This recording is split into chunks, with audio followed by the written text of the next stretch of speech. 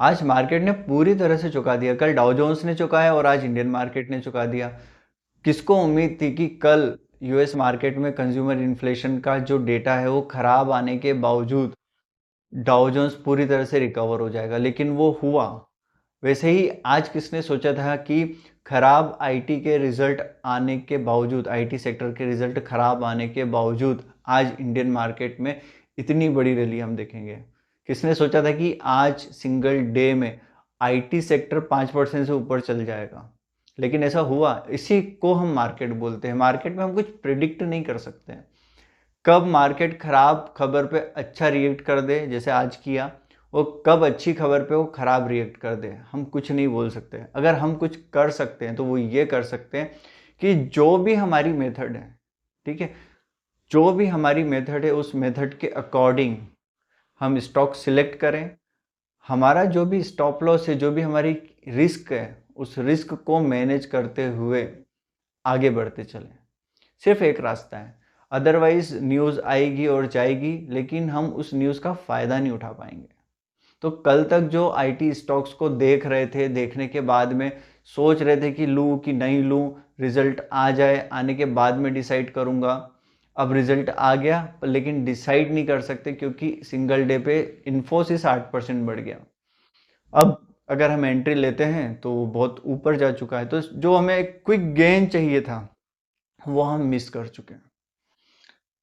तो अगर हमारा हमारा प्रोस्पेक्टिव सही है, अगर हम कैलकुलेटिव है, और अगर हम एक छोटा रिटर्न नहीं चाहते हैं, सिर्फ हम 7 या 8% के लिए ट्रेड नहीं ले रहे हैं, तो हमारे लिए अब गोल्डन चांस है।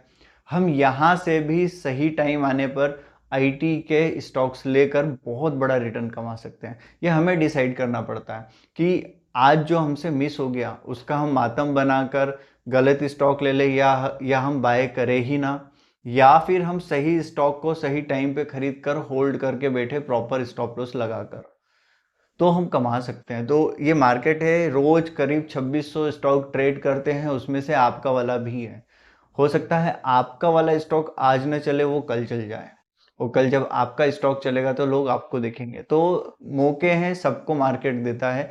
बजाय इसके कि हम ये देखें कि यार आज मैं मौका चूक गया, से बेटर है कि मैं नए मौके को पकड़ने की कोशिश करूं।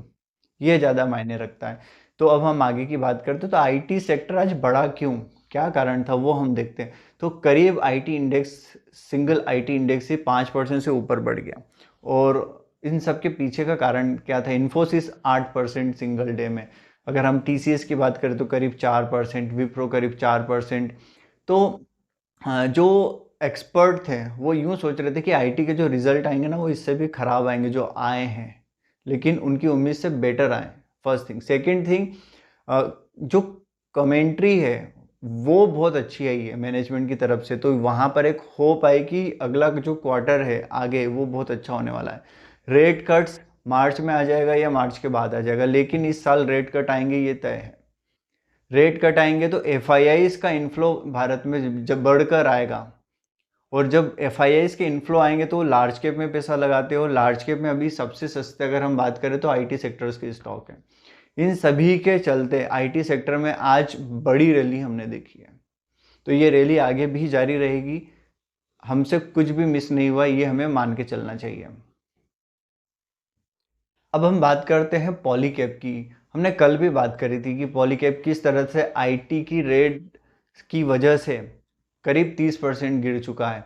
और हमने ये भी कहा था कि अभी हमें केबल इंडस्ट्री से दूर रहना चाहिए, क्योंकि जब भी कोई अच्छा स्टॉक अपने टॉप से 30-40% गिर जाता है किसी न्यूज़ या इवेंट की वजह से, तो कई ऐसे लोग होते जो उस स्टॉक को खरीद नहीं पाते, चूक जाते हैं, उसे वापस खरीदने की कोशिश करते हैं क्योंकि वो सस्ता हो चुका है। तो अगर आपका शॉर्ट टर्म प्रोस्पेक्टिव है कि ये 30% गिरा है, यहाँ से फटाफट रिकवरी लेगा और मैं कमा लूंगा, तो इस तरह के स्टॉक से अभी दूर रहना चाहिए, इंटायर केबल इंडस्ट्री के स्टॉक से। क्यों? क्योंकि आज पॉलीकैब पे रेट पड़ी है, कल हो सकता है किसी और पे पड़ेगी। और अगर आप देखोगे तो आरआर केबल पर भी आईटी की रेट पड़ेगी, इस तरह की न्यूज़ आ रही है। तो वहाँ पे आप देखो आरआर केबल का जो शेयर प्राइस है वो टॉप से 18% नीचे गिर चुका है। तो हमें इसीलिए अभी हाल फिलहाल केबल इंडस्ट्री के स्टॉक से दूरी बना के रखना चाहिए। पर अदरवाइज अगर हम बात करें तो केबल इंडस्ट्री के स्टॉक्स काफ़ी अच्छे हैं। अगर हम फंडामेंटल को फॉलो करते हैं तो आप उसके पीई देखोगे तो पीई बहुत रीजनेबल है। अगर उसकी कंपनी टू कंपनी आप उसकी ग्रोथ भी देखो क्यू ऑन क्यू बेसिस पे या Y on Y yearly basis पे, तो डबल डिजिट में है। Operating profit margin almost double digit में है।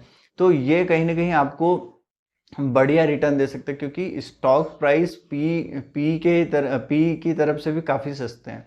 तो वहाँ पर हम अगर लॉन्ग टर्म में कोई प्लान कर रहे हैं, ठीक है, तो वहाँ पर ये अच्छा स्टॉक है।